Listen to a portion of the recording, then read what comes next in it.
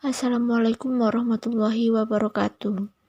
Perkenalkan, nama saya Kinara Pratita Loka, NIM 169, dari jurusan Agribisnis kelas 5C.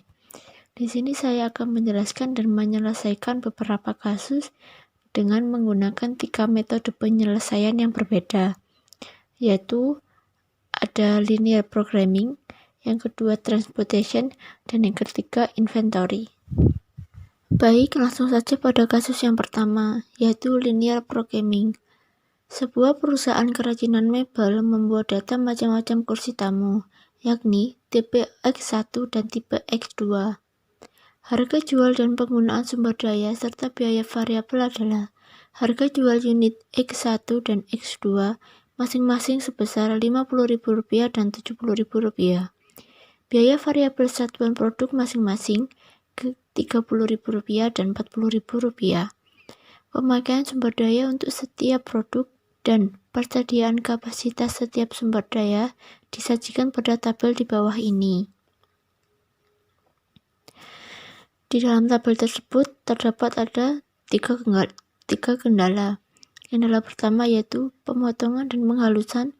Kendala kedua parakitan dan pemasukan sebelum kita memasukkan kendala tiga pemasangan Formica, kita harus membuat fungsi tujuannya terlebih dahulu, yaitu harga jual unit X1 dikurangi dengan biaya variabel satuan produk pada X1, yaitu Rp50.000 dikurangi Rp30.000. Kemudian ditambah dengan harga jual unit X2 dikurangi dengan biaya variabel satuan produk pada X2, yaitu Rp70.000 dikurangi dengan Rp40.000. Maka menghasilkan maximize pada kursi tipe X1 yaitu Rp20.000 dan pada kursi tipe X2 yaitu Rp30.000.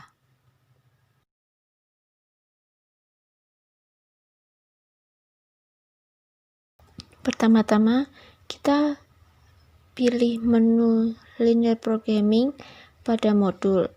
Kemudian kita isikan judul sesuai soal yaitu kerajinan mebel. Selanjutnya, tentukan berapa jumlah constraint dan variabelnya. Constraint atau kendala yang terdapat di soal yaitu ada 3 dan variabelnya ada 2 yaitu kursi tipe X1 dan tipe X2. Kemudian klik OK. Kemudian pada baris di sini terdapat maximize, constraint 1, constraint 2, dan constraint 3. Di sini constraint kita ganti dengan kendala 1, kendala 2, dan kendala 3. Kemudian kita masukkan angka pada baris maximize, yaitu pada X1 Rp20.000 dan pada X2 Rp30.000. Kemudian pada kolom X1 di kendala 1 diisikan dengan angka 1 dan pada kolom X2 kita isikan 2 dan RHS diisikan dengan 400. Kemudian pada kendala 2 di kolom 1 kita isikan angka 1 dan kolom X2 kita isikan angka 0,75 dan pada kolom RHS kita isikan 240. Pada kendala 3 di kolom X1 kita isikan dengan angka 0 dan di kolom X2 kita isikan dengan angka 1 dan pada kolom RHS kita isikan dengan angka 180. Kemudian jika sudah kita klik solve.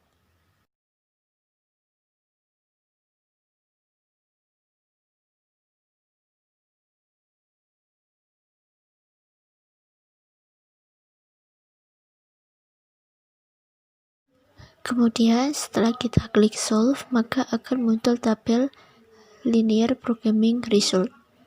Dari tabel di atas dapat diperoleh solusi optimal untuk X1. Kita harus memproduksi sebanyak 144 unit dan untuk X2 kita harus memproduksi sebanyak 128 unit.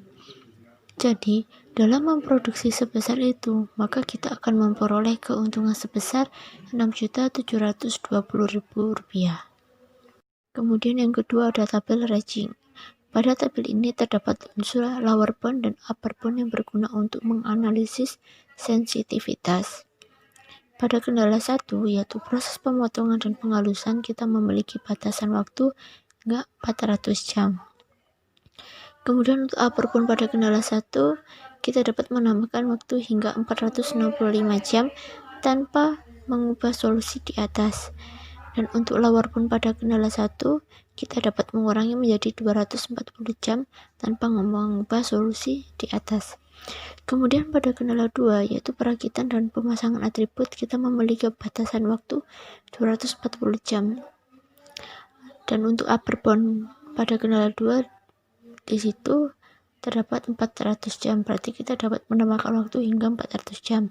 Kemudian untuk batas bawahnya atau lower bound, kita dapat mengurangi hingga 175 jam. Pada kendala 3, berbeda dengan kendala ke-1 dan ke-2. Pada kendala ketiga bisa kita lihat terdapat angka 52, yaitu yang artinya kelebihan kapasitas. Maka dapat dikatakan kendala ketiga ini adalah sumber daya yang tidak langka karena memiliki kelebihan 52 unit.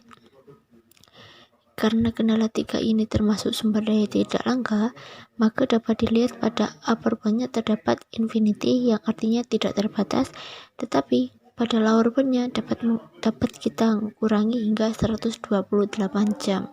Kemudian selanjutnya pada tabel ketiga, yaitu tabel solution list. Pada tabel ini terdapat 4 nilai, yaitu X1 sebesar 144 dan X2 sebesar 128, dan nilai optimalnya yaitu Rp6.720.000, dan terdapat slack atau sisa pada kendala ketiga yaitu 52 unit. Kemudian pada tabel iteration, pada tabel ini menggambarkan untuk mencapai solusi di atas dengan membutuhkan pengerjaan proses simplex hingga tabel iterasi ke-4. Kemudian pada tabel dual. Pada tabel dual ini yaitu untuk menunjukkan primal yang sesuai dengan masukan yang sebelumnya, dan di bawahnya terdapat model dual yang berguna untuk menganalisis post optimal dan post sensitivitas. Kemudian pada grafik ini menunjukkan daerah yang dihasil, yaitu menunjukkan daerah yang layak dengan jumlah produksi yang harus dihasilkan. Baik, selanjutnya langsung saja kita pada kasus yang kedua, yaitu transportation. Di sini ada pabrik gula yang berlokasi di 3 tempat, yaitu A, B, dan C. Gula yang dihasilkan akan dipasarkan ke 3 daerah pemasaran, yaitu daerah D, daerah E, dan daerah F. Kapasitas gilingan rata-rata per bulan dari ketiga pabrik masing-masing yaitu 25.000 ton, 35.000 ton, dan 40.000 ton. Kemudian kapasitas permintaan pasar masing-masing yaitu 35.000 ton, 30.000 ton, dan 35.000 ton per tahun. Di sini juga terdapat tabel biaya angkut produk gula. Dapat dilihat di tabel tersebut adalah biaya-biaya angkut dari pabrik ke lokasi pemasaran. Kemudian pertanyaannya adalah, pengusaha pabrik gula yang bersangkutan ingin mengetahui ke provinsi manakah produk dipasarkan dan berapa ton sehingga biaya angkut di distribusi minimal. Di sini sudah jelas bahwa pertanyaannya yaitu distribusi minimal, berarti ini adalah kasus minimasi. Langsung saja kita masuk pada aplikasi POMQM. Di sini pertama-tama kita pilih menu transportation pada modul. Kemudian kita isikan judul sesuai yang ada di soal, yaitu pabrik gula. Pada number of origin kita isikan angka 3 karena kita memiliki 3 pabrik. Dan pada number of destination kita isikan 3 karena kita memiliki 3 destinasi. Kemudian pada objektif kita pilih menu minimize, lalu kita klik OK. Kemudian akan muncul tabel seperti ini. Pada kolom destination kita ganti menjadi destination D, destination E, dan destination F. Kemudian pada baris origin kita akan ganti menjadi pabrik A, pabrik B, dan pabrik C. Lalu kita masukkan biaya yang ada di tabel sesuai dengan soal, yaitu dari pabrik A ke kota D membutuhkan biaya sebesar 9. Dari pabrik A ke kota E membutuhkan biaya sebesar 8. Dari pabrik A ke kota F membutuhkan biaya sebesar 5. Kemudian pada pabrik B menuju ke kota D membutuhkan biaya sebesar 6. Dari pabrik B ke kota E membutuhkan biaya 8. Dari pabrik B ke kota F membutuhkan biaya sebesar 4. Lalu pada pabrik C ke kota D membutuhkan biaya sebesar 7. Dari pabrik C ke kota E membutuhkan biaya sebesar 6. Dari pabrik C ke kota F membutuhkan biaya sebesar 9. Lalu pada baris demand kita isikan dengan kapasitas permintaan pasar, yaitu 35.000 ton, 30.000 ton, dan 35.000 ton. Kemudian pada kolom supply kita isikan dengan kapasitas gilingan rata-rata per bulan dari ketiga pabrik masing-masing, yaitu 25.000 ton, 35.000 ton, dan 40.000 ton. Lalu kita klik solve. Selanjutnya, setelah kita klik solve, maka akan muncul tabel transportation shipment. Di sini dapat kita lihat pada pabrik A harus mengirim ke daerah F sebanyak 25.000 ton, dan untuk pabrik B harus mengirim ke daerah D sebanyak 25.000 ton dan ke daerah F 10.000 ton. Sedangkan pada pabrik C harus mengirim ke daerah D sebanyak 10.000 ton dan ke daerah E sebanyak 30.000 ton. Dengan mengalokasikan tersebut, maka biaya transportasinya sebanyak $565.000. Selanjutnya kita masuk pada tabel kedua, yaitu marginal cost. Marginal cost terjadi karena kita tidak mengalokasikan sesuai hasil transportasi result. Di sini, jika pabrik A mengirim ke daerah D dan E, maka akan terkena biaya tambahan sebesar $2 per unit. Kemudian pada pabrik B, jika pabrik B mengirim ke daerah E, maka akan terkena biaya tambahan sebesar $3 per unit. Kemudian pada pabrik C, jika pabrik C mengirim ke daerah F, maka akan terkena biaya tambahan sebesar $4 per unit. Selanjutnya pada tabel final solution table. Di sini menggambarkan besarnya alokasi dari daerah produksi ke daerah tujuan dan marginal cost-nya. Pada tabel iteration, di sini kita bisa mencapai solusi optimum untuk transportasi, maka kita memerlukan iteration 1 saja. Kemudian pada shipment with cost, di sini menunjukkan besarnya alokasi dan biaya yang diperlukan untuk mengalokasikan tersebut. Di sini, untuk pabrik A mengirim sebanyak 25.000 ton ke daerah F, maka membutuhkan biaya sebesar $125.000. Begitupun pabrik B mengirimkan sebanyak 25.000 ton ke daerah D, maka membutuhkan biaya sebesar $105.000. Dan mengirimkan sebanyak 10.000 ton ke daerah F, maka membutuhkan biaya sebesar $40.000. Kemudian pada pabrik C mengirim sebanyak 10.000 ton ke daerah D, maka membutuhkan biaya sebesar $70.000.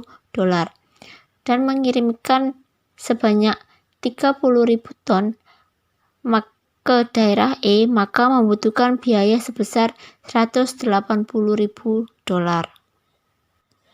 Selanjutnya pada tabel yang terakhir, yaitu shipping list. Pada tabel ini menunjukkan rincian peralokasian per unit dan biaya total setiap peralokasian. Pada pabrik A mengirimkan ke daerah F sebanyak 25.000 ton dengan biaya per tonnya $5, sehingga biaya total yang dikeluarkan yaitu $125.000. Pada pabrik B di sini mengirimkan ke daerah D sebanyak 25.000 ton dengan biaya per tonnya yaitu $6, sehingga biaya total yang dikeluarkan yaitu $150.000.